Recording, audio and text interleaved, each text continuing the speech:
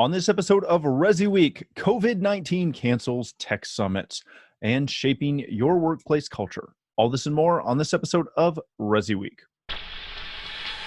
The network for the AV industry. What are you listening to? This is AV. This is AVNation. This is AVNation.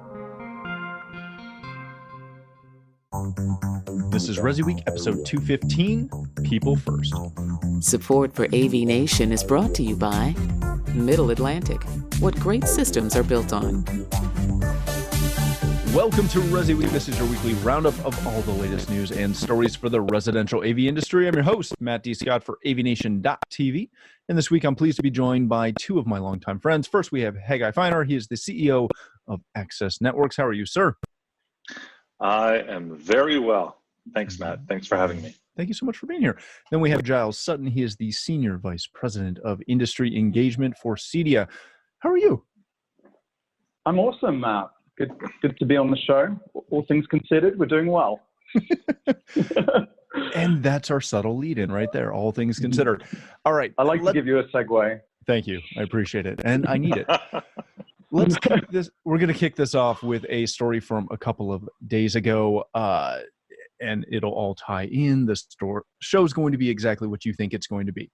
CEDIA cancels tech summits that were planned for March and April, including Woodland Hills, California, Irvine, California, Dallas, Texas, Houston, Texas, as well as the Vancouver show in British Columbia, Canada.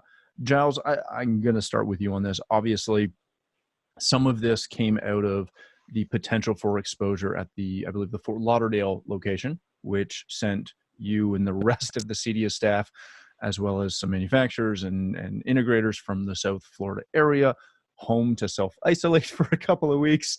But obviously, with everything that's gone on since this article came out, these would have been bad events to show and have happen, and in some cases wouldn't even be legal to occur. So, Giles, starting with you on this, knowing that, obviously when this was announced, we didn't know what we know today. How hard was it to come to this decision to postpone these events, knowing what you knew at the time, and how can you speak at all to when these things might get back on the calendar? Well, I mean, it wasn't a particularly hard decision, I have to say. Our first concern is obviously the attendees at the event, the manufacturers and the integrators that go to the event. You're right in saying we had a couple of attendees at our Florida events that did test positive. So you're right, we went into a period of self-isolation, and we sent communications out to everyone who attended those events. So really, when looking at California at that time had already declared a state of emergency. Obviously, things have changed since then. There are much more wide sweeping restrictions on these types of events. So really, we felt that it would be impossible for us to proceed with these events. We saw other industry events also being cancelled. So we're actively looking now to reschedule those events for later in the year. Obviously, we're hoping that the situation will resolve itself as soon as possible. But yeah, I think we've seen this across the industry with events being rescheduled. The only one that actually kind of managed to escape that was the ProSource event that I attended. So yeah, which actually was extremely well attended, I have to say. And incredibly short lines at the airport. Absolutely, yeah. Haggai, you and your company have participated in these events. What does it do to the channel? Is there something or anything that seeing these events get canceled that it limits exposure? I know, talking to a lot of integrators the last year or so, they've started to really look forward to these local events because they get to meet the manufacturers they want to. They get to, see their local peeps, if you will. They get to do a lot of things in those local events, and they're not always going to Expo every year. Does this affect the industry beyond just not having a show? So, from my point of view, and granted, my point of view is the CEO's point of view. It's not the CSO. Bryce on our our team runs the client services team and the sales team under that or within it. My point of view is that these things have very little effect on us. We look forward to seeing everybody at the events, but ultimately everybody understands these are very special circumstances, and I haven't seen anything like this in my lifetime. The only time I can equate anything like close to this to is 91 Gulf War. I was 15, and we had Scud missiles falling on us. We had to stay home. We couldn't leave. We didn't know if it's a biological weapon or a standard warhead with explosives, and there was nothing on the shelves in Israel. So to having said that statement, this is unprecedented. And so, sure, we'd love to see everybody. We'd rather everybody stay safe. And I think the upside for us, for all of us, is that, guess what? Communications are, even more heightened right now.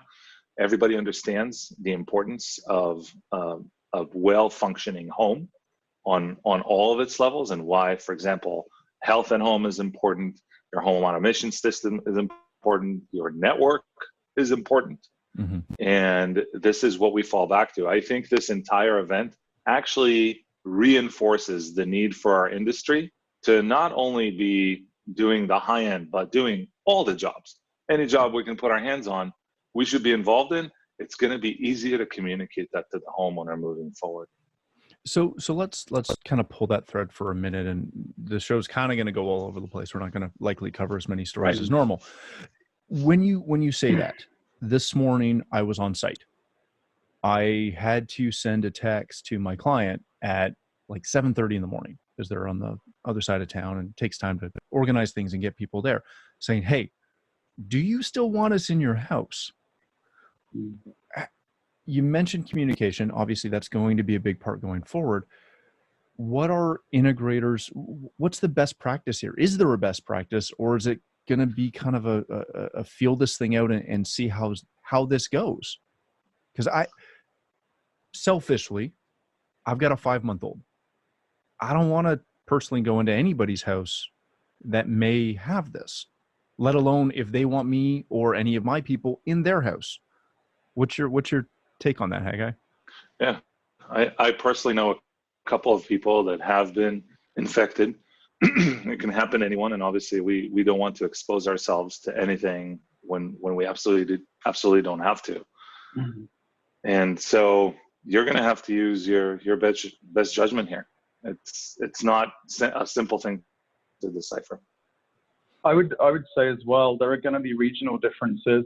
It's not, we're seeing that at the moment with how this, just in the United States have different approaches to it. So I think it would be very difficult to have one standard sort of best practice that suits the entire industry, because of course we're also a global association with members across the world, and we're seeing that countries' responses are very different. So I think obviously what we're seeing is conversations definitely starting to develop on our community around this. So there is definitely a willingness to share how integrators are dealing with this, with maybe having technicians that are maybe unable to visit sites and have more time on their hands. But it's one of those things where I think we're all seeing how it's going to change day by day.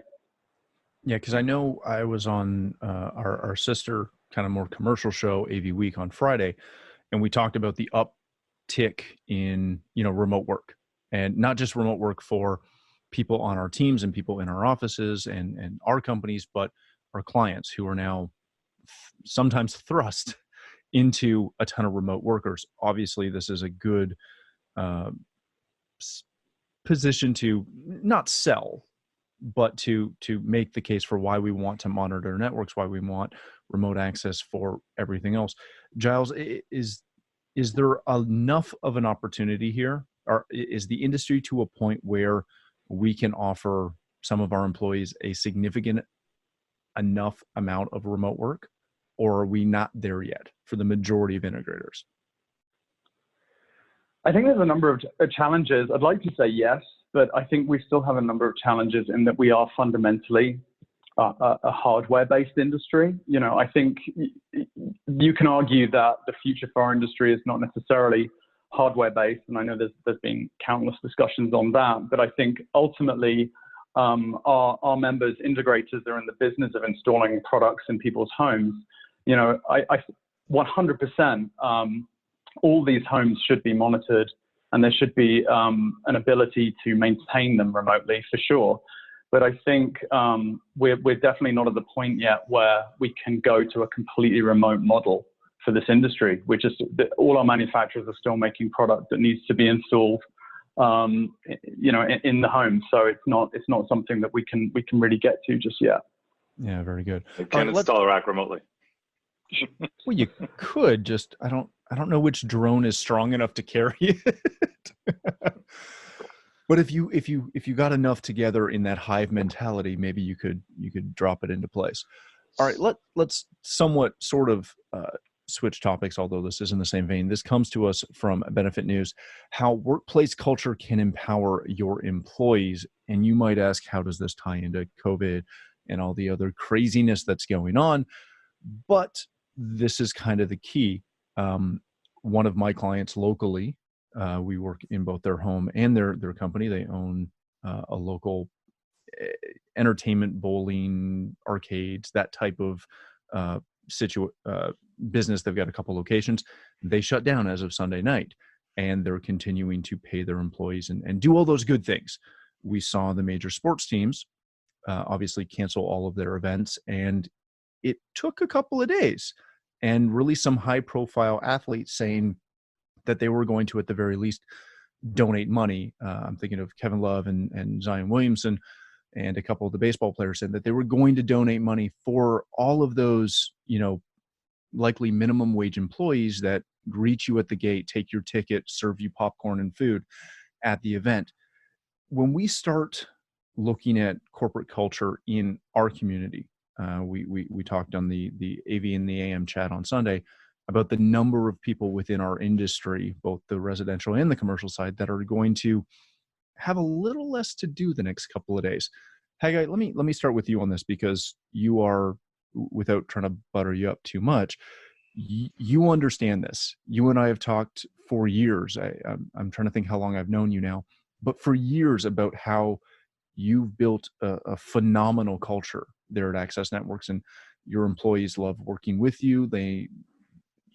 I don't know very many people that say anything negative about you at all, or your company. So when you start looking at this type of situation, right? We've got people who may or may not be able to work.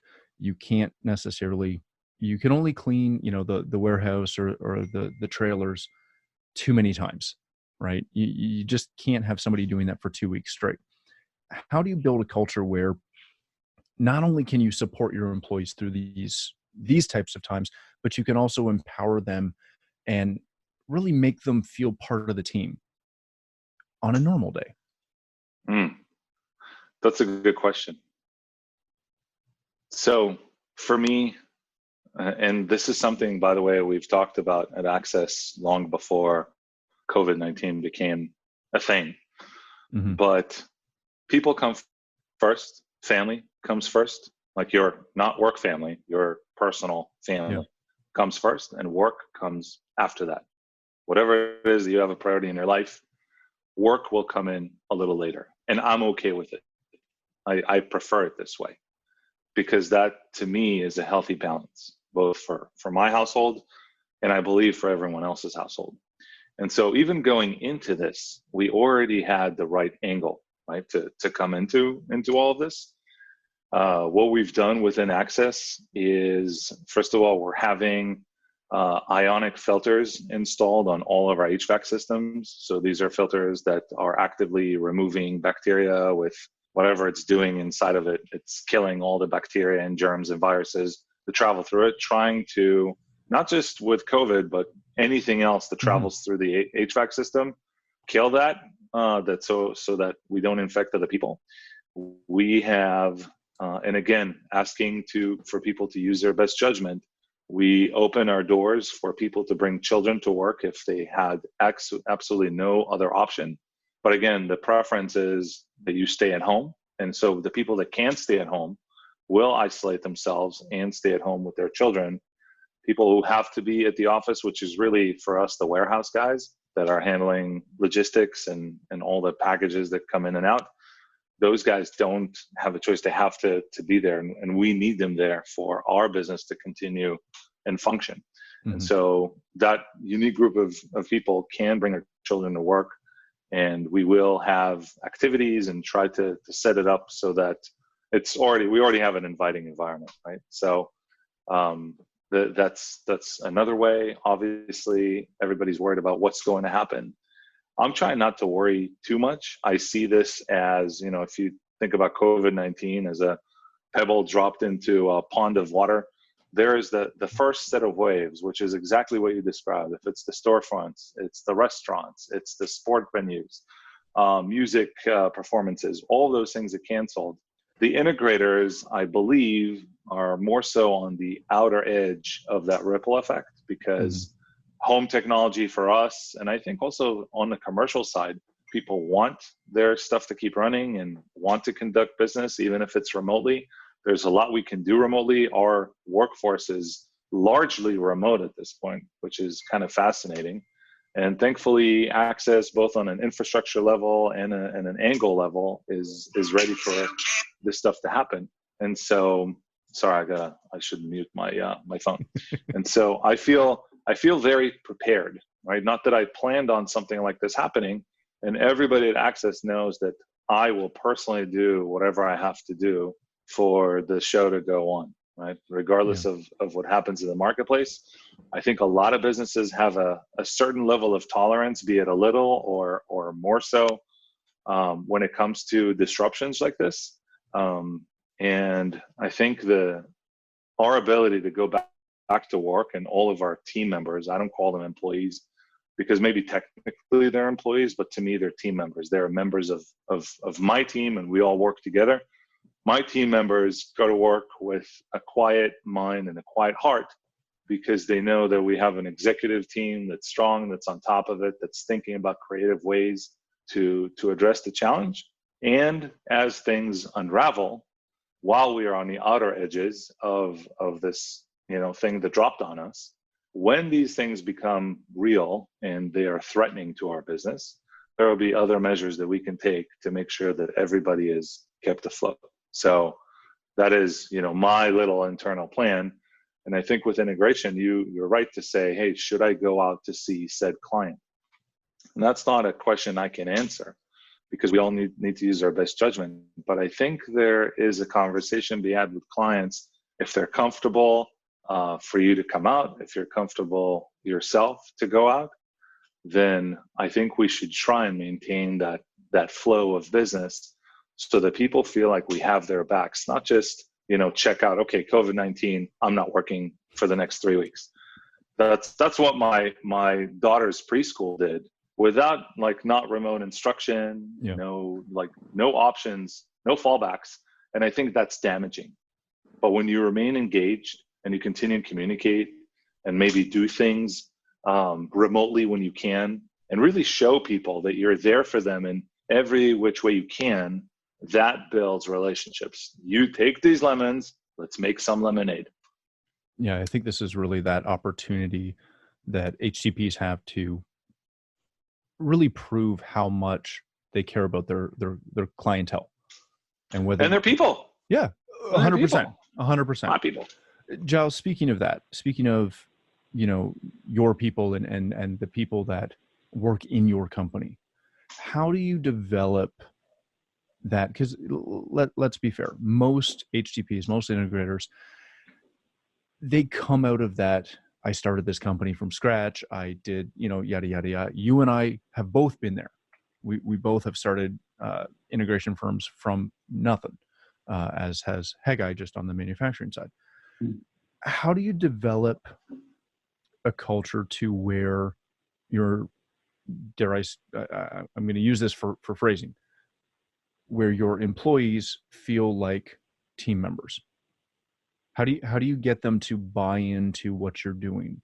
Because you can go read a book, you can do all those normal things and create a quote unquote culture, but most people see through that because it maybe isn't genuine. How do you develop the genuine, as Haggai smiles dramatically, how do you develop the genuine situation? Are you going to jump in first? I have an answer for you, but I want to hear what Giles has to say. I have to Well, I think force myself to be quiet. I completely agree with everything, that Haggai said. I think companies are 100% judged at a time of crisis. And I think it's so important that you show a level of care to your employees. And, clearly this is a very unprecedented situation. It's not like 2008 where we were, there was an opportunity to look for different activity that may fill in because we were looking at a sort of more of a financial impact.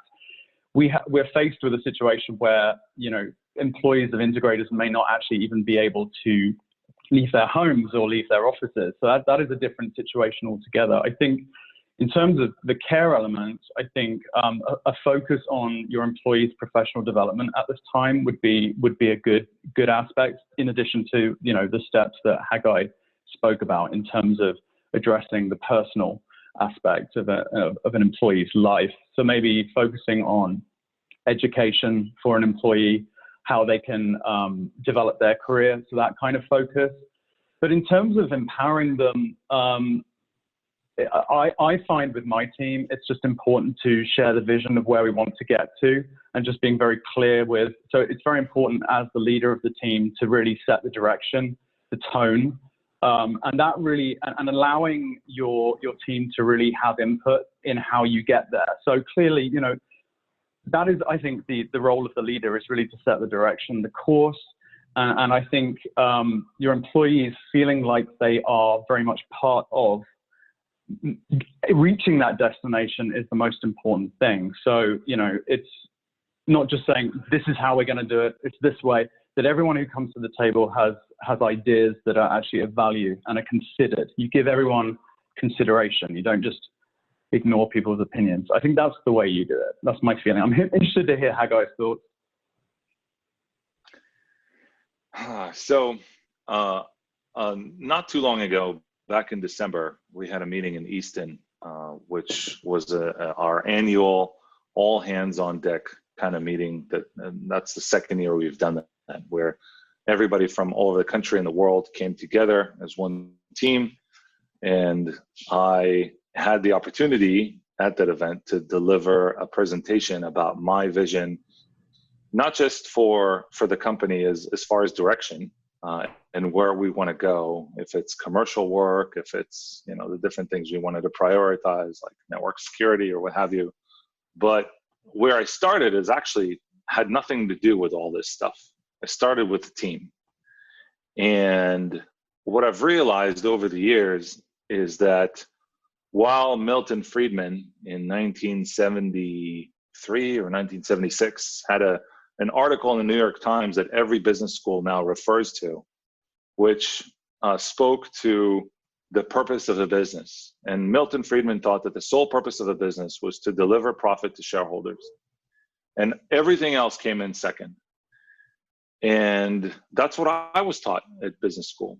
And I, through my experience, questioned that assertion. Because if all we did was make one person rich or a group of shareholders rich, then we have missed the goal. And we've missed the whole idea of making everyone's lives better, which almost is a mediocre expectation of a business to deliver profits. That's almost easy. So what? And so my perception is that the sole purpose of a business is to allow you, the team member, to live your best life. And so this is pre-COVID-19, right? This is before this is when it was still just a little bubble in China. And living your best life could be a million things. It could be anything, right? Because Matt Scott's idea of living his best life is very different than Giles or mine, right? And so what I decided to begin as an official program is what I call the Village Program. Why is it called the Village Program? Because they say it takes a village to raise a child.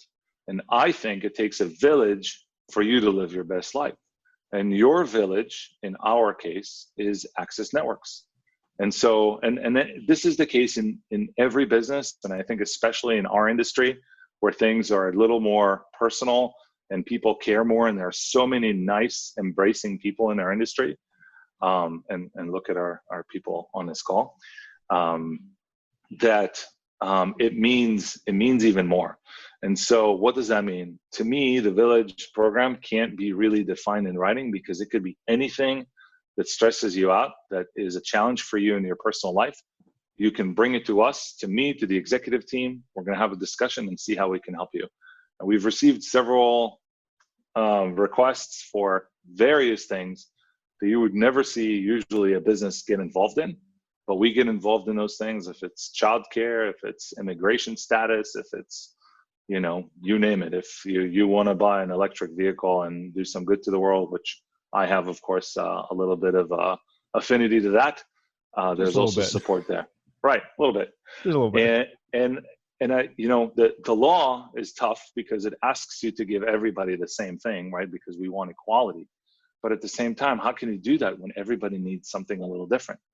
And so I think what we've done as a team is lay the groundwork to almost kind of be hit by something like this, and then stand by our values and fulfill our commitment to the team by saying, hey, you know what? You go define to us what you need. You have kids and you need to work from home. That's one thing. If you don't have kids and you're comfortable coming to work, that's a whole nother thing. But on all of those levels, we will do everything that we can to make people comfortable, make everybody know that we have their back and that we're in this together. And the bottom line is, all of us, even on this call, we're in this together. If you called me tomorrow, Matt, and you needed something, if I can do it for you, I absolutely would.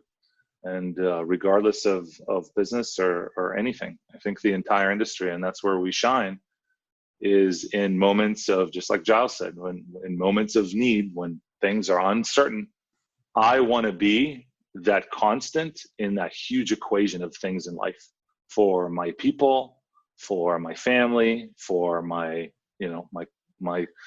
counterparts in the industry. You call me and I'll be there for you, even if we've never done business before. And it goes beyond business. And I think that sends a message that transcends periods of time of difficulty and prosperity.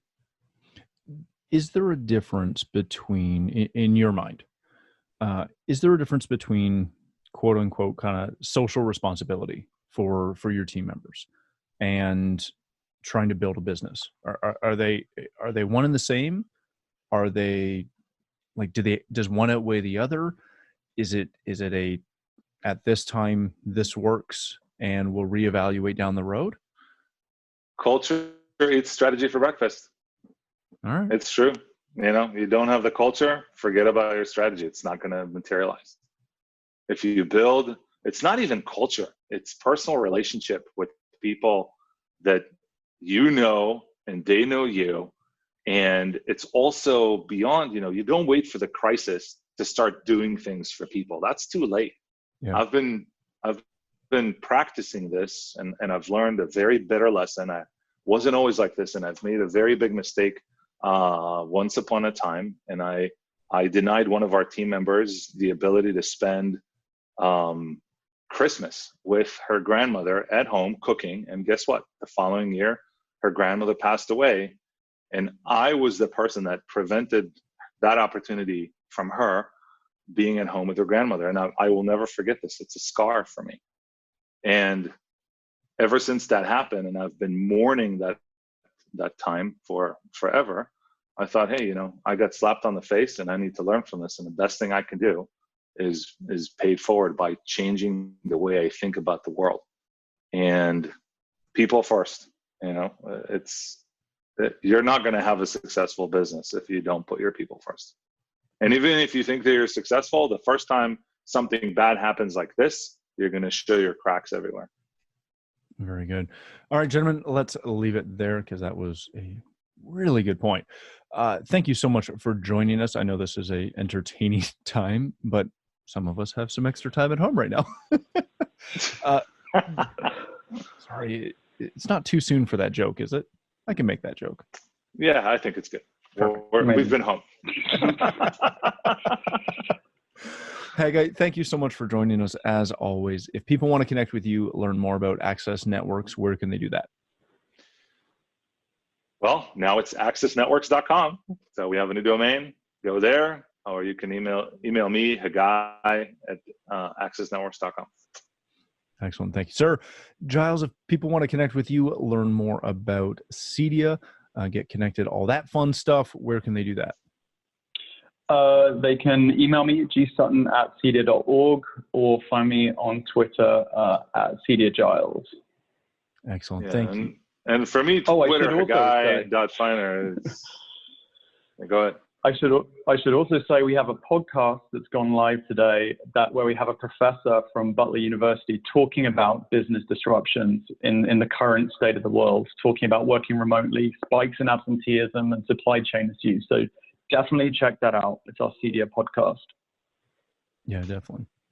All right, gentlemen, thank you again for joining us. For myself, if you'd like to connect with me, you can find me on Twitter at Matt D. Scott and pretty much every other social platform. But more importantly, please visit AVNation.tv, where you'll find this show as well as a wide variety of our other shows with all the verticals that we cover.